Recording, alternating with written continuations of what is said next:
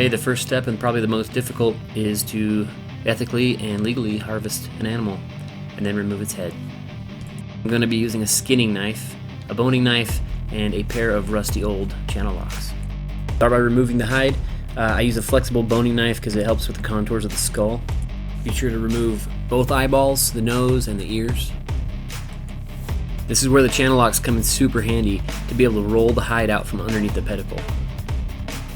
So removing the bottom jaw can be super tricky. There's a lot of great video tutorials out there that can explain it better than I can. But the main goal, just get it off the skull. Now remove as much meat, flesh, and tissue from the skull as possible because it's going to save you a huge headache once you get to the pressure washing stage.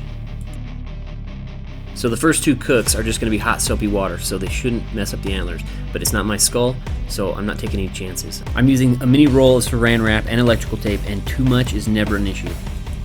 For this first degreasing cook, it's just going to be water, a whole 1-pound box of baking soda, and then a half a cup of dish soap of your choosing.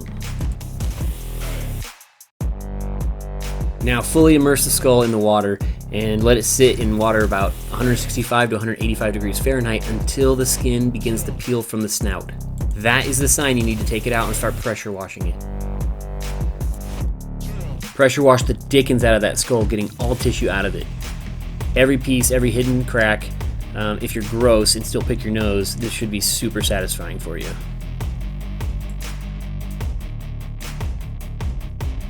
Now begin removing the auditory bullae.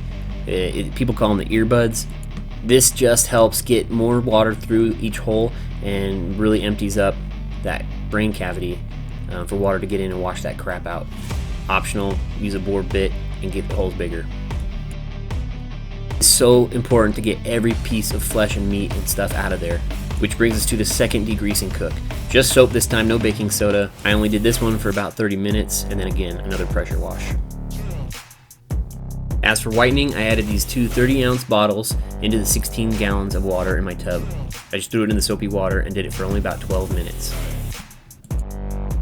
One final rinse to get the peroxide off, and then remove your wrapping.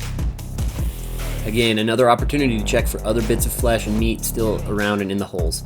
For it to be done right, it needs to be all removed. After drying for a few days, time to seal it with some Mop and Glow. It leaves a subtle satin finish. I use 1 liberal coat. And let that dry and it's done.